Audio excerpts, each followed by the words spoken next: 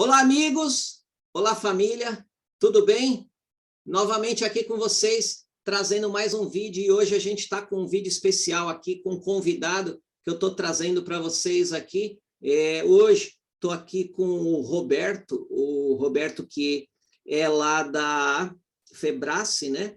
O Roberto, ele tem uma proposta bem legal, porque o Roberto, olha só, ele é fundador da empresa Febrace, né? E hoje vice-presidente da empresa, né? Já que a Febrace, né, é a maior, hoje, né, a maior federação de clínicas especializadas em dependência clínica do Brasil. E aí, o que eu fiz? Eu falei assim, eu preciso convidar aqui o Roberto, né, para vir bater um papo aqui com a gente, até para a gente poder estar falando de clínicas de internação, aquela coisa toda, né, que a família tem muita dúvida acerca do que é realmente, qual que é o processo de internação, a gente interna, não interna, quais são os tipos de internação e como isso tudo funciona, né? E aí, como vocês sabem, eu sempre estou na busca de trazer um bom material aqui para vocês. E hoje a gente está aqui com o Roberto, e um grande prazer estar com o Roberto aqui, e a gente vai seguir o nosso vídeo aí, falando, batendo um papo aqui. Tudo bem, Roberto? Seja bem-vindo aqui com a gente, né? E aí, Roberto, tudo bom? Olá, Ricardo. Tudo bom? Tudo bom? Muito obrigado, primeiramente, pelo convite. Eu agradeço o convite de participar dos seus programas. Eu tenho acompanhado os vídeos que você tem feito e tenho gostado muito. Bom, para quem não me conhece, meu nome é Roberto Brunelli, eu sou fundador da Febrace, sou presidente da Confenas, que é a Confederação Nacional das Clínicas Especializadas em Dependência Química, e a Tá. Febrace é a maior federação desse segmento no Brasil, né? Nós trabalhamos com isso há 10 anos. Eu sou assistente social, tenho pós-graduação em saúde coletiva e MBA em direito médico. Tenho 2 livros escritos e algumas jornadas aí cumpridas nesse meu, que eu chamo chamado. É um chamado, não é uma profissão, não é não tenho o que fazer, não, é um chamado, porque sem isso a minha vida não teria sentido. Eu Eu entendo faço isso com muito perfeitamente, amor. Roberto. Eu entendo perfeitamente, porque para a gente estar nessa área, precisa ser feito com coração, cara, e eu tenho certeza disso. Tem que ser feito com o coração, É, Ricardo, porque é um trabalho difícil, principalmente o nosso trabalho, que não é exatamente a mudança só física do local ou a adequação física do local. Nós trabalhamos com paradigmas e mudar um paradigma é complicado. Tá? Às vezes demora um século, né, para você mudar uma ideia. E exato. nós estamos aí nessa luta. Espero deixar pelo menos um legado quando eu morrer para as outras pessoas continuarem esse trabalho, se eu não ver ele todo realizado, mas Com espero deixar um certeza. legado. Pelo menos a gente planta uma semente, é ou não é? Pelo menos.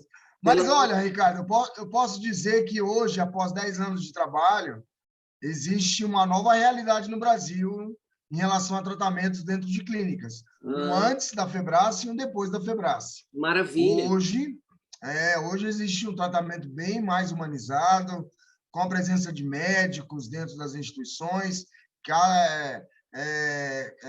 instituições mais adequadas com a sua estrutura, equipe multidisciplinar, e aquilo que o dependente precisa, muito Tá, amor. mas conta pra gente, qual que é a função da Febrace? A Febrace serve para quê? Falando bem assim popularmente, qual que é a função da Febrace dentro desse contexto da dependência química? Como que ela ajuda?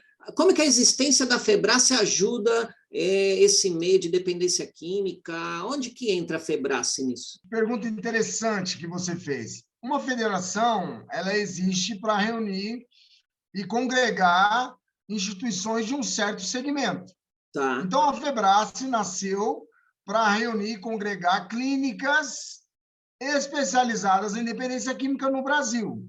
Ah, Quando certo. nós criamos, quando eu, minha esposa, a Renata Brunelli, e a nossa diretoria, nós criamos essa federação, nós começamos a percorrer o Brasil de ponta a ponta, para informar e conhecer as clínicas que existiam no Brasil. E qual é a nossa surpresa? Uma visita de 4.000 clínicas, nós encontramos 20. Vai.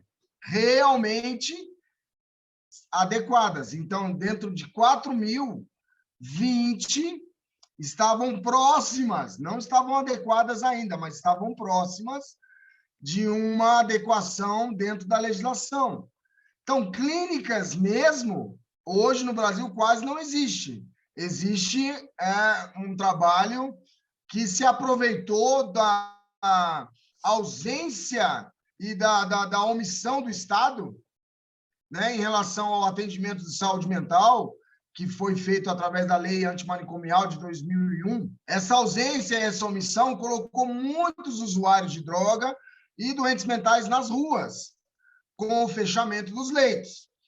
E muitas instituições se aproveitaram disso para abrirem leitos inadequados e promoverem o que nós chamamos hoje de desserviço, que não é um serviço médico, não é um serviço comunitário, e nenhum nem outro. Eles apenas colocam uma pessoa dentro de uma chácara, trancam as portas e, sem a presença de nenhum médico, vão medicando aquela pessoa para mantê-la ali dentro. Então, são chamadas de clandestinas.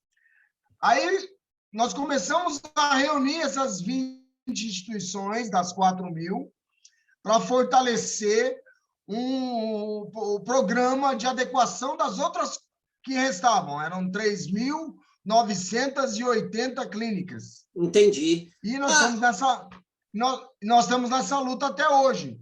Então, por isso que eu falo de um paradigma. Quando eu chego com a proposta, que não é da Febras, é do país. Existe uma legislação vigente no país, existem várias legislações, mas existe uma específica para o tratamento da dependência química, que contempla etapas, estrutura, profissionais e todo um processo a ser seguido dentro da legislação. Quando eu chego com essa informação, os gestores estão fechados para o entendimento.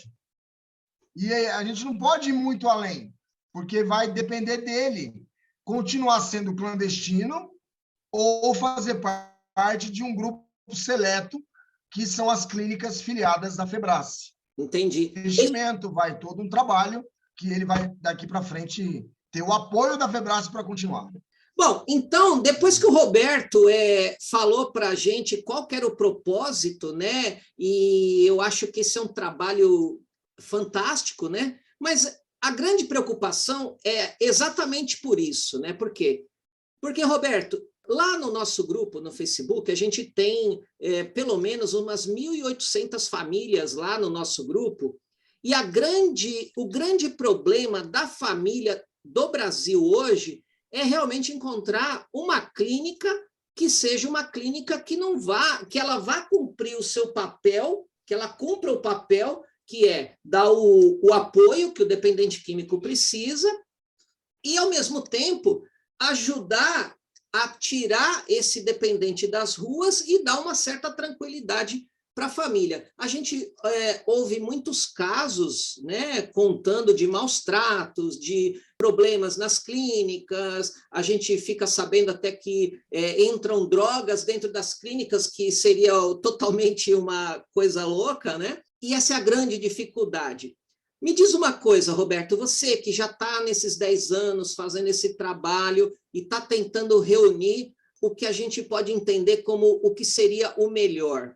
Vamos começar aqui. Existem vários tipos de internação, né? E tem um conflito muito grande, porque as pessoas falam assim, mas tem internação que é compulsória, obrigatória, a internação que é de graça, é paga. Afinal de contas, quais tipos de internação realmente existe e quem que usa isso, quem que pode se servir, ou vamos passo a passo? Nós temos hoje no Brasil, após 30 anos aí de uma política ruim em relação à saúde mental, hoje nós temos no Brasil uma política que está olhando verdadeiramente, está cuidando verdadeiramente da dependência química. Então, foi criada uma secretaria especial no Ministério da Cidadania chamada Senapred. A Senapred é liderada pelo Dr. Quirino Cordeiro Júnior, psiquiatra, que já vem há anos lutando pela internação involuntária de pacientes e a mudança para melhor da saúde mental no país. Então, tem tido um avanço extraordinário para as famílias. Esse avanço está ao alcance das famílias, mas nós temos um problema de ideologia nos municípios e estados. Pessoas que estão há muito tempo acostumadas com aquele tipo de tratamento irregular, inadequado, e não estão dando abertura para a nova política de drogas do Brasil. Tá. E isso prejudica as famílias. O que eu quero dizer com isso? Uma família hoje tem o direito de uma internação involuntária por lei. Ela vai até o SUS, um programa que o Brasil tem aqui de saúde pública, ela vai até o SUS, procura um médico e relata a situação do filho, e o médico tem que dar as devidas providências sem negligenciar essa ocorrência, para que o filho dessa senhora ou desse senhor seja encaminhado para uma internação. Por quê? Porque ele está oferecendo um risco de vida para si e para os outros. Hoje nós temos um problema gigantesco no Brasil, chamado Cracolândia. Quem não está na Cracolândia está nos presídios. Então, olha só que coisa, que inversão de valores que houve. Fecharam-se os leitos psiquiátricos através de uma política ruim, uma política ideológica, uma política, vamos chamar até de esquerda aí, né? Que quer liberar droga, quer liberar maconha, quer liberar tudo isso daí. Fecharam esses leitos e, ao mesmo tempo, as pessoas que foram colocadas nas ruas não obtiveram tratamento adequado para continuar em abstinência. E o que aconteceu? Aumentou-se o número de pessoas nas Cracolândias e nos presídios. Então, hoje nós temos 2 novos manicômios no Brasil. Um é a Cracolândia e o outro é o presídio. 44% dos presidiários têm algum relacionamento com droga, com o uso de droga. Então, espera aí. Nós estamos transferindo as pessoas um tratamento psiquiátrico, onde o médico estava lá atendendo com toda a sua equipe, para um presídio. Isso não tem nexo, não tem cabimento. Então, essas pessoas da política antiga ainda estão infiltradas nas secretarias municipais, nas vigilâncias sanitárias, nos estados, e elas impedem que a nova política, que é uma política que abrange mais a família, que dá acesso à família, ela impede que essa família tenha esse benefício. Outro benefício que a família tem é a internação compulsória, que ela já é determinada desde 2001. Essa é paga pelo Estado. Exatamente, é isso que eu ia te falar. Você está falando que parece que existe o direito, mas existe as pessoas que, vamos dizer assim, que não deixam esse direito da família acontecer. E quando você fala isso, eu fico pensando assim, é incrível, porque quando eu digo, né, porque de certa forma eu pesquiso, também sei um pouco, nunca vou saber tanto quanto você, porque esse não é o escopo do meu trabalho, mas eu sei que a família tem direito à internação paga pelo governo. E aí, quando eu chego para a família e falo, não, vai no SUS, vai no CAPES e tudo, todas as famílias que eu orientei vai buscar, elas voltam me dizendo, Ricardo, a gente não tem direito, eles falaram que não dá, que não é possível, que não existe esse tipo de coisa. Olha, para você ter uma ideia, eu estou com um caso lá no nosso grupo de uma mãe que ela ficou meses e mais meses, quase um ano, indo e voltando na procuradoria, procurando nos médicos, nos psiquiatras, e vai no CAPES, e vai porque ela falou, eu vou internar nem que seja a última coisa que eu faça. Então, parece que é criado realmente algo para dificultar isso acontecer. Isso, Ricardo, eu não sei como que é em Sydney, na Austrália, mas o uso de drogas no Brasil hoje aumentou, assim, exageradamente. Nós temos uma pandemia de uso de drogas aqui. Jovens estão abandonados nas ruas. E as famílias, elas não têm aonde procurar, aonde recorrer. Elas sabem que existe a lei, mas ao exigirem que se cumpra essa lei, elas recebem essa negativa dos CAPs, das UBS e tudo mais. Exato. Nós temos profissionais realmente sérios, médicos, psiquiatras e assistentes sociais, psicólogos, realmente sérios e comprometidos em ajudar a família. Mas nós temos muito ainda a mudar uma ideologia, uma questão ideológica de que a pessoa tem o direito de morrer usando droga. Vamos passar para a parte que interessa a família, porque se a gente for entrar nessa pauta aí, é terrível. Me fala uma coisa, você falou que a família tem direito à internação, mas teve uma hora que você falou internação compulsória e internação involuntária. Involuntária e compulsória são 2 tipos de internação. Como é que é isso? São 3 tipos de internação que constam na legislação. Tá, e fala pra gente. A nova legislação hoje, a 13.840, Lei 13.840 de 2019, ela contempla a internação voluntária, que é quando o paciente ele concorda em ser internado, e a internação involuntária, que é quando o paciente não tem condições de assumir responsabilidades pela internação. Então, a família assume, ou na ausência da família, é eleito um tutor, ou o Estado assume a responsabilidade dessa internação. Mas involuntária, peraí, isso daí que você falou... Na involuntária. Não precisa ser só a família que assume a internação. Qualquer autoridade, consta na lei, que consta no artigo 23A da Lei 13.840, pode pedir, solicitar a internação. Mas ela só é decretada através de um médico. Não tem outra pessoa que decrete uma internação, nem voluntária, nem involuntária, nem compulsória.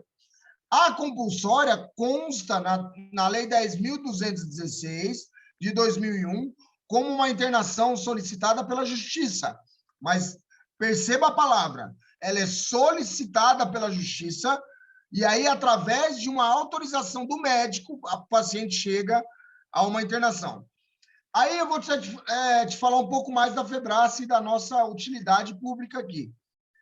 O que acontece no Brasil? Nós temos cerca de 3.200.000 usuários de droga. Nós temos 28 mil vagas públicas. As outras vagas deveriam estar nas clínicas adequadas para poder atender toda essa demanda.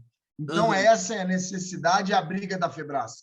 Quanto mais clínicas a gente conseguir adequar, quanto mais leitos a gente conseguir adequar para atender a legislação, mais famílias terão espaço para colocar os seus filhos.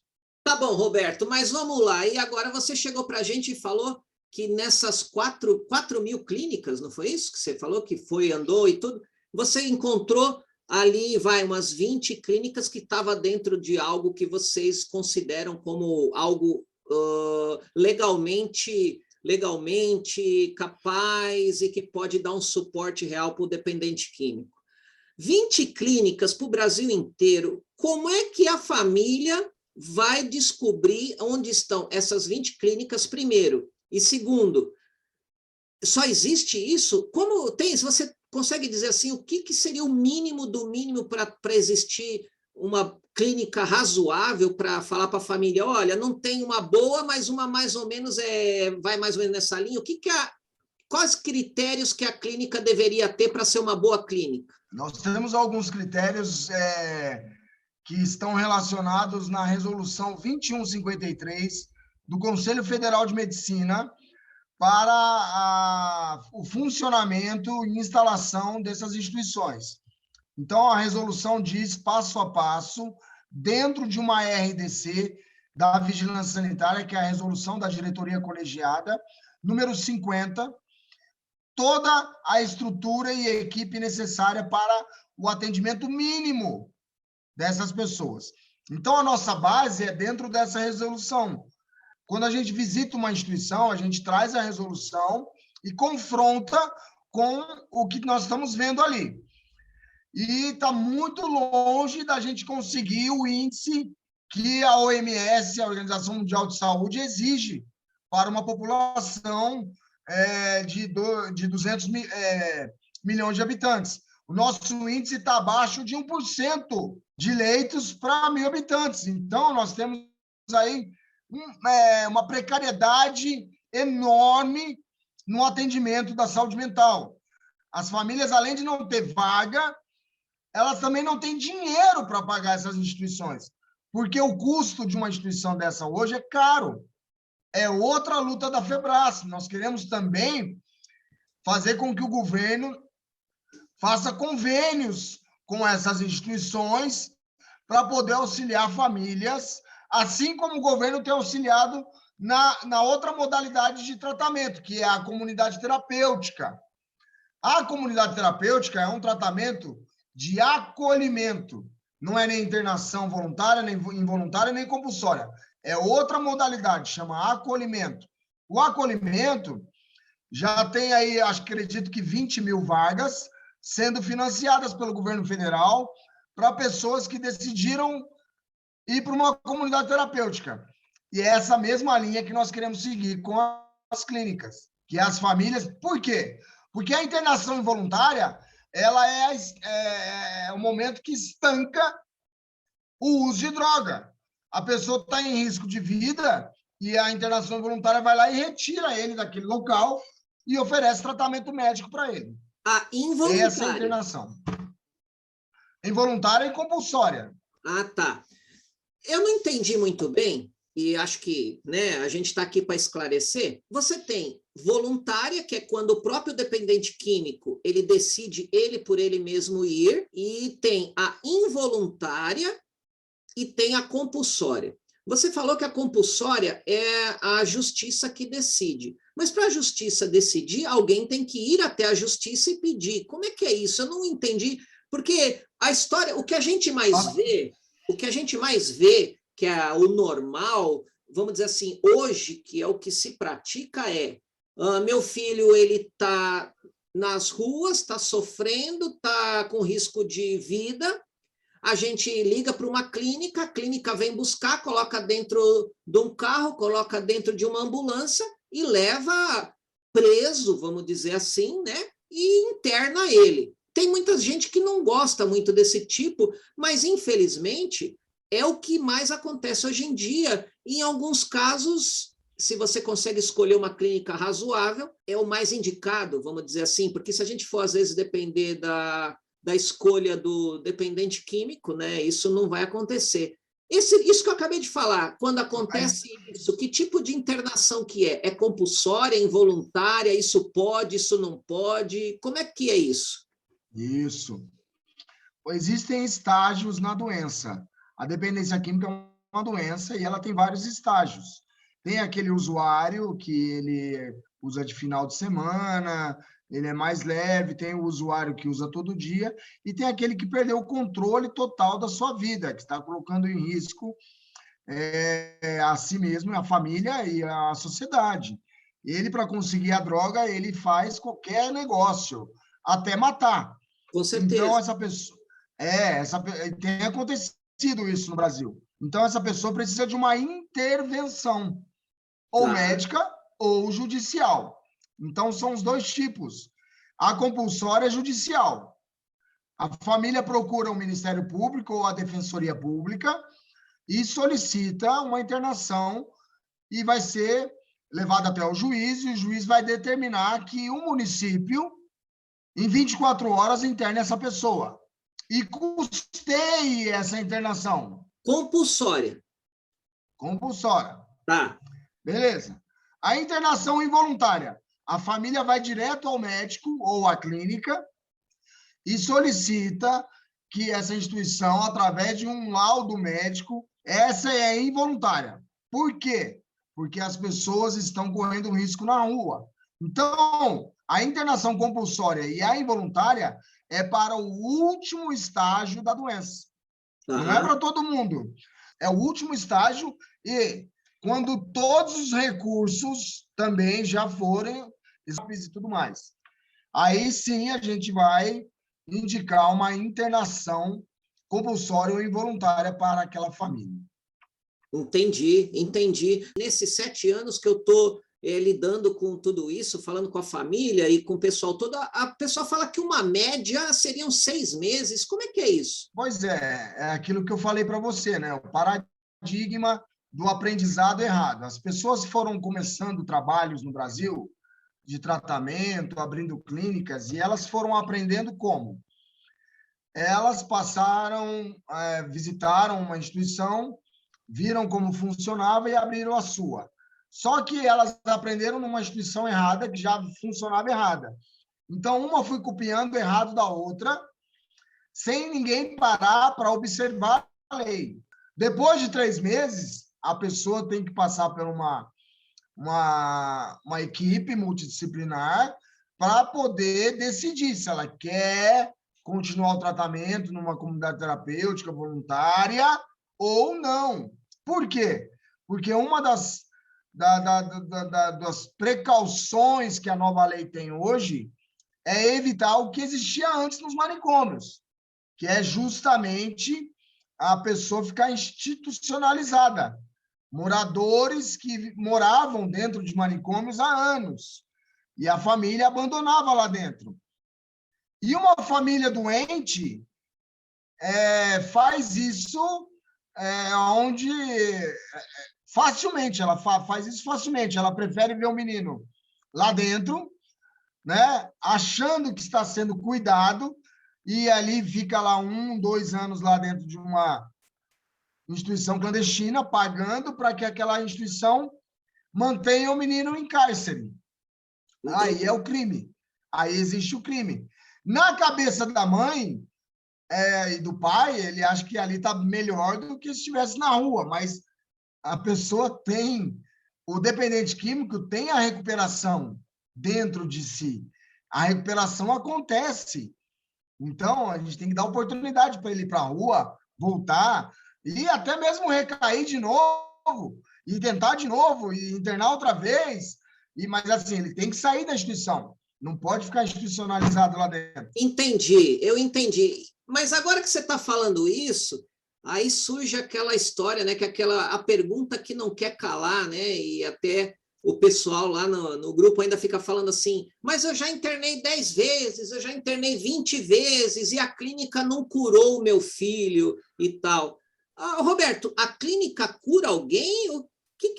Porque assim, existe uma crença na família que ela vai internar o seu familiar dependente e vai sair da clínica curado. Como é que é?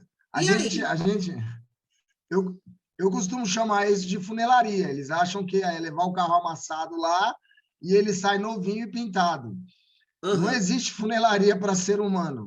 O ser humano, ele tem um entendimento, uma cognitiva, e através de um processo terapêutico com profissionais qualificados, é colocado à disposição desse paciente para ele ter o entendimento sobre a doença dele e decidir o sim ou não.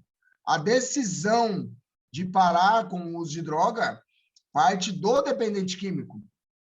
Então, se ele está numa clínica, ou numa comunidade terapêutica, ou numa igreja, ou numa sala de narcóticos anônimos também, que é muito legal, esses grupos anônimos que existem no mundo inteiro, as pessoas não passaram por clínicas. Elas encontraram uma nova maneira de viver, entenderam cognitivamente, começaram a viver um processo. Algumas linhas que eles determinaram com os objetivos a ser seguidos, as metas, e eles estão permanecendo em abstinência. Então, o que é válido é tirar a pessoa da droga no momento. Ela não consegue sair sozinha. Ela está lá e ela quer mais uma, e ela já está lá há meses. definhando, morrendo, suja e passando por N problemas de saúde e humilhações. Então, a internação vai lá e faz um resgate.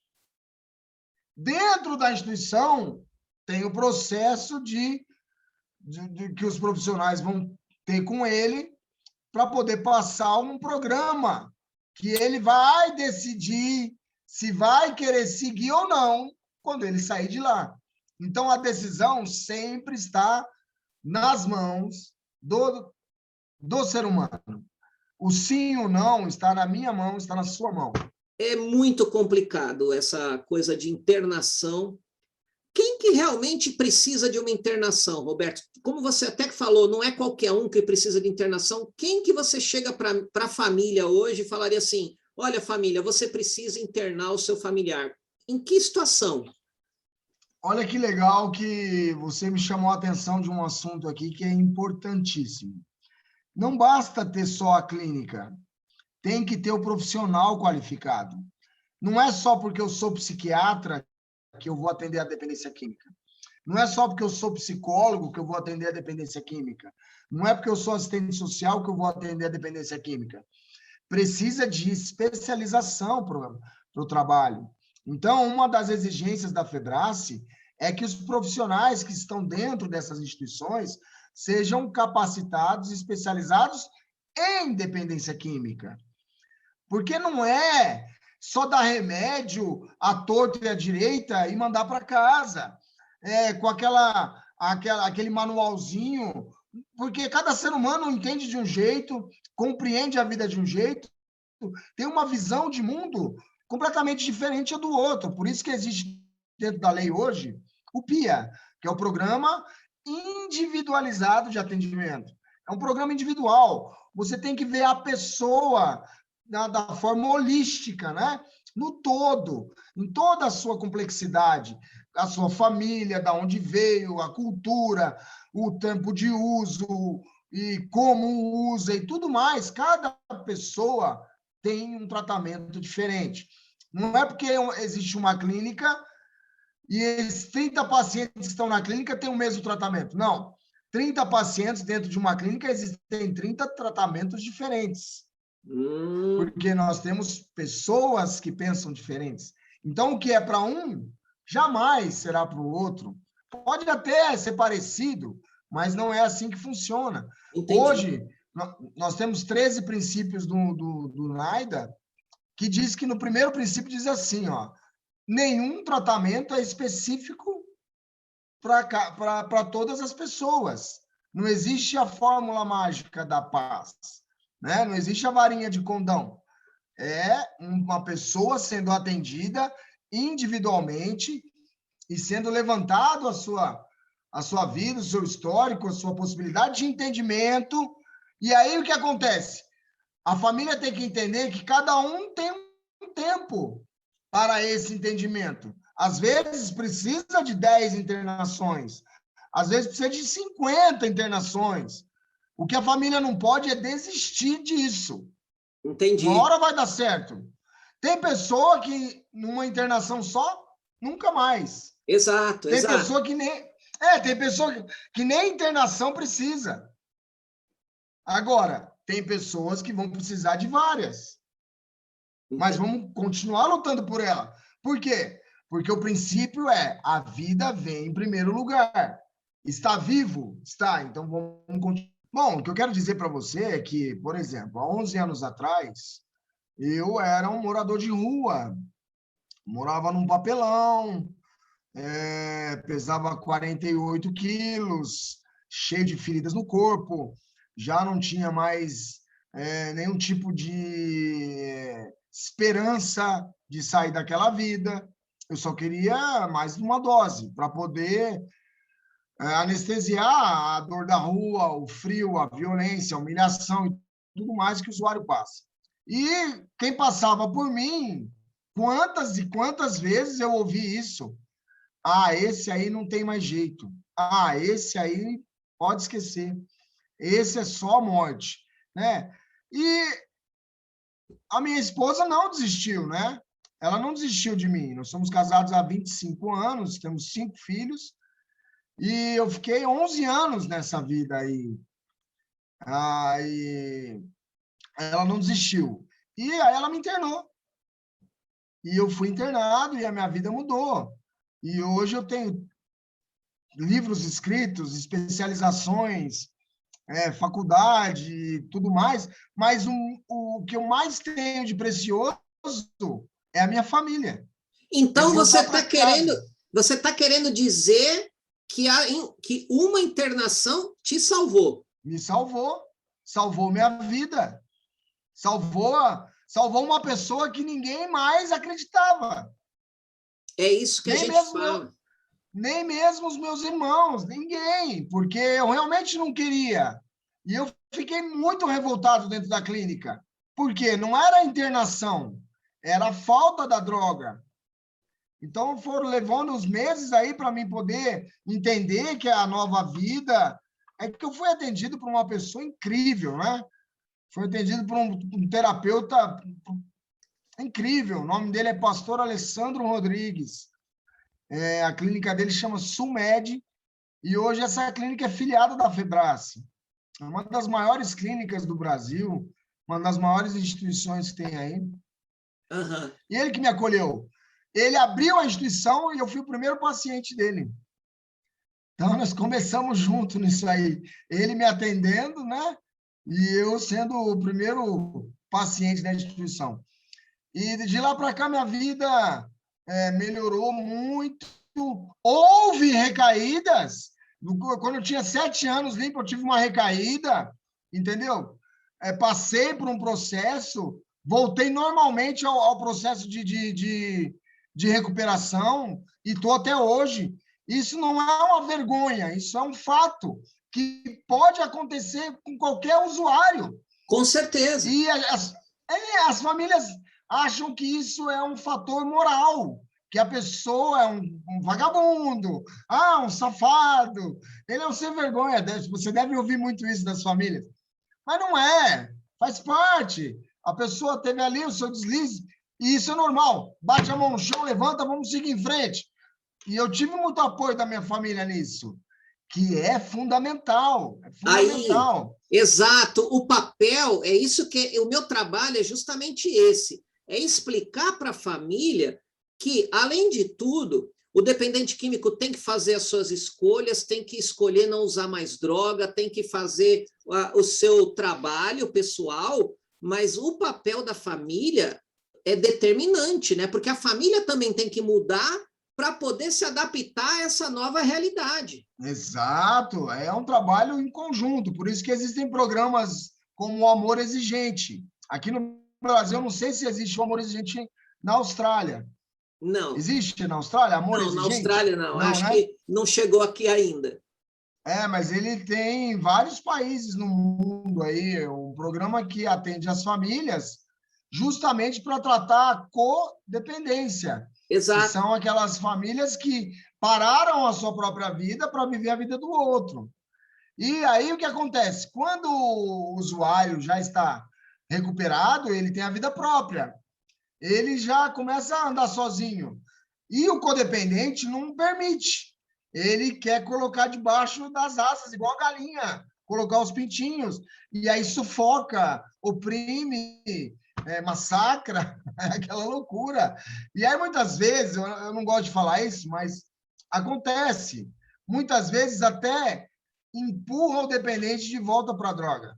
Com certeza, com certeza. O que você está falando é incrível, porque assim, quando eu comecei esse trabalho, eu comecei dentro dos grupos de ajuda da família, né? E aí eu via o que a família falava. E aí eu pensei assim, falei, bom, isso é o que a família está falando. E aí eu pus na minha cabeça, falei, mas eu tenho que saber o que o dependente está falando. E aí o que eu fiz? Eu consegui uma parceria com um grupo de narcóticos anônimos e eu fui participar das reuniões de narcóticos anônimos como convidado, né? E eu fiquei um ano participando de reuniões da família, normalmente, porque eu ia, né? Porque a gente também teve isso na família da gente. E eu fiquei um ano frequentando o grupo de NA. E aí o que acabou acontecendo? Foi exatamente isso. Eu percebia que a família falava uma coisa e percebia que o dependente falava outra coisa lá na reunião. E eu só ali, eu falava, puxa vida, a gente tem duas pontas e elas não conseguem se conversar. É. Exato, porque falta essa conexão da família e do dependente. E aí é que entra o nosso eu trabalho. acredito que entra os terapeutas. Exato. Terapeutas holísticos em comportamentos adictivos. Pode ser o psicólogo, pode ser o terapeuta mesmo em comportamento, enfim, um profissional que entenda de comportamentos adictivos, porque os dois têm. Um é dominante e o outro é dependente de químico. Só que aquele dominante e não entendeu que o dependente químico agora não está usando mais. Puxa, Roberto, é bem legal esse papo que a gente está tendo, né? Porque são coisas que as pessoas não falam todo dia. É interessante, né? Porque são pautas, né? Digamos assim, que não interessa para muita gente, né? As pessoas parecem que quer jogar tudo para debaixo do tapete e vamos levando, né? E acontece justamente isso que você está falando, que é o importante nas clínicas são os profissionais que estão dentro das clínicas. E muito que a gente vê, e eu acho que você também já cansou de ver, são aqueles dependentes que se transformam em terapeutas dentro da clínica. Ele faz um curso de um final de semana, ou é um cara que já está lá há muito tempo e fala, você já está aqui mesmo? Então vem trabalhar aqui com a gente. Vamos lá. Esse terapeuta que você citou aí, ele é um profissional importantíssimo dentro da instituição, dentro de um contexto de uma equipe, dentro de um complexo, dentro de um processo. Ele não pode atuar sozinho. Por quê? Ele é um ex-usuário que tem a vivência e, através de um feedback, vai poder passar para a pessoa o processo que ele conseguiu passar. Isso pode incentivar e motivar o outro, que é igual, né? Chama especialista em pares, que é igual a ele, já que ele conseguiu, eu também vou conseguir. Mas é um dos profissionais. Em relação aos cursos, quando nós começamos, nós também fazemos um curso de um dia, um fim de semana. E eu percebi que isso estava sendo muito mal visto, porque as pessoas não estão dando credibilidade, lógico. Aí nós passamos o nosso curso para um ano. Então, um terapeuta hoje da Febrace, para ser reconhecido como terapeuta em dependência química da Febrace, ele segue uma jornada de 12 meses, com vários questionários, várias matérias, até chegar no seu certificado final, que é de 180 horas, um ano. Beleza, aí nós conseguimos mudar alguma coisa para poder dar credibilidade para a credencial que ele recebe da Febrace. Excelente, excelente. E assim está sendo, já faz uns 2 anos aí que a gente tem feito isso daí, melhorou muito a qualidade, porque quanto mais a pessoa estuda, mais a mente expande e mais ela vai entender sobre os assuntos que ela vai falar. Com certeza. Com certeza. Bom, então, Roberto, como você está falando, você está falando de cursos que a Febrace dá cursos, que faz formação. Como é que é isso? A Febrace faz cursos para terapeuta, para trabalhar em clínica? E como é que é isso? Explica para a gente. Então, quando nós começamos a conhecer as instituições por dentro, nós encontramos exatamente esses profissionais que se intitulavam terapeutas, mas sem nenhuma capacitação. Então, a priori, nós decidimos montar um trabalho para dar uma informação mínima para essas pessoas. E aí foi aprimorando, foi visto que é muito pouco tempo, e hoje nós estamos com um curso de 1 ano. Eu tenho um livro, que é esse aqui, e ele tem uma frase muito legal. Logo no começo, ele diz assim, ó: ser terapeuta é diferente de estar como terapeuta, de estar na posição. Tem pessoa que está na posição, mas não é. Ela não tem a formação dentro dela. Então, é importante ter a formação, o conhecimento e a prática. Tudo junto para ser. Não só apenas colocar uma camisa, um broche e achar que é. Então, tem que se tornar. Nosso curso é baseado nisso. E agora nós estamos também partindo para o mundo. A Febrace fez uma parceria com a Muskan Foundation da Índia para promover o primeiro curso de capacitação em comportamentos adictivos. E ele vai ser lançado em 4 países simultaneamente: Brasil, Índia, Austrália e Estados Unidos. Que bacana, e qualquer pessoa pode ser um terapeuta, tipo assim, eu quero ser um terapeuta porque eu gosto da causa, eu quero ajudar. Quem que pode ser terapeuta? Precisa ter um pré-requisito, qualquer pessoa, isso é legal, é uma profissão que você fala, olha, é uma profissão que tem uma expansão pela frente. Como é que é isso de ser terapeuta? Se você fizer pipoca para você comer em casa, você pode fazer com sal, com pimenta, com vinagre, do jeito que você quiser, porque a pipoca é sua. Agora, se você decidir vender pipoca, é outro papo, porque você vai envolver pessoas, você vai envolver terceiros. Quando se envolve terceiros, precisa de capacitação, precisa de escolha do produto, local, vestimenta, atendimento, comportamento, ética, conhecimento, legislação e tudo mais. Então, para ser um profissional, é diferente de só gostar da causa. Eu gosto tanto do dependente. Não, espera aí. Você sabe o comportamento dele, como fazer, como trabalhar? Então, todo esse processo, a gente tem que se perguntar primeiro. É uma autoavaliação que a pessoa faz antes de começar um processo para se tornar um terapeuta em comportamentos adictivos. Entendi. Nós vemos hoje médicos aí, né, no Brasil, sentados nas cadeiras, atendendo a população, mas sem a mínima vocação de médico. Ele tem a formação, ele tem o certificado, ele tem o estetoscópio, o CRM, tem tudo. Mas ele não tem o quê? O coração, Roberto. A vocação para atender a pessoa. Então, não adianta você querer ser um terapeuta. Você tem que ter vocação para isso. Entendi. É só para quem tem chamado. Bom, mas eu acredito que tudo isso está lá no seu site, né? A Febrace deve ter um site, deve ter todas essas informações, está lá. É claro que eu vou deixar aqui nos comentários, né? Até se você que está assistindo o nosso vídeo aqui se interessou na proposta do Roberto e da Febrace, eu vou deixar todos os contatos do Roberto aqui embaixo nos comentários, né? E você, claro, né, Roberto, se quer falar um pouco mais, como é que a pessoa chega até a Febrace, qual que é a melhor maneira de entrar em contato com você, e se você, claro, vai estar disponível para poder estar respondendo alguma pergunta, se alguém tiver alguma outra dúvida, qual que é a melhor maneira de entrar em contato com você, Roberto? Bom, nós temos 3 canais, né? O telefone, que é o WhatsApp, que o código do Brasil é 55, aí o código da cidade é 16, então é 5516 991609798. Esse é o WhatsApp. Tá. O e-mail é contato@febrace.org.br. contato@febrace.org.br. E o nosso site www.febrace.org.br. Ok?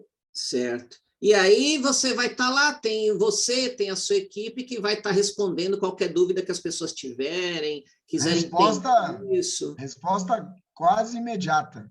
As pessoas estão ao vivo ali. Maravilha, maravilha. Então é isso, pessoal. E hoje foi um prazer estar aqui com o Roberto, né? Trouxe uma informação valiosíssima, né, para a gente, para você que é família, que tem todas as dúvidas. Claro que num vídeo tão curto a gente não consegue solucionar tudo, né? Até por isso, se você tiver alguma dúvida, claro, o Roberto deixou aqui o seu contato. E se você tiver alguma dúvida que eu também puder ajudar, claro, faça aqui os comentários, faça aqui o comentário e que, dentro do possível, a gente está sempre respondendo aí para vocês. E, claro, um convidado desse a gente tem que chamar mais vezes, né? Até se o Roberto estiver disponível, você volta aqui para falar com a gente, né? E eu fico aguardando você também no nosso curso internacional aí, você sendo um dos nossos, quem sabe, um dos nossos professores aí, para poder passar a informação para as famílias, né? Você que está aí na Austrália. Vamos avaliar isso sim, Roberto, vamos avaliar, porque Tá o ok. objetivo, eu acho assim, a vida, ela é uma engrenagem, né? E eu, e você, e outras pessoas são os dentes dessa engrenagem, né?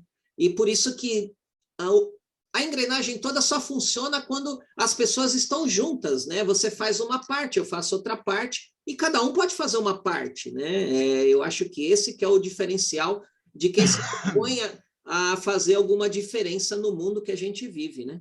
Que eu já vejo o seu sucesso aí na internet, né? Espero Uhum. que você continue assim, viu?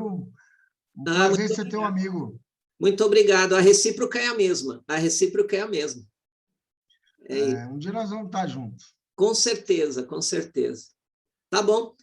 É isso aí, Tá bom. pessoal. Um grande abraço a todos vocês. Se você ainda não é inscrito aqui no nosso canal, inscreva-se, né? Até porque a gente está sempre trazendo um conteúdo de qualidade sempre para vocês. Dá o seu joinha ou dá o seu negativinho também, né? Até porque você tem que, não precisa sempre gostar do que a gente fala, né? O importante é que aqui é um espaço aberto para todo mundo, né? E, claro, deixa seu comentário aí para a gente. Tá bom? Um grande abraço e sempre agradecendo a Deus, né? Porque Deus sempre está abençoando a nossa vida, está conosco aqui nisso, trazendo saúde, prosperidade, trazendo essa vida maravilhosa. E mesmo a gente não entendendo muitas vezes o que ele fala conosco, não tem ninguém além dele. Tá bom? Um grande abraço a todos vocês e até a próxima.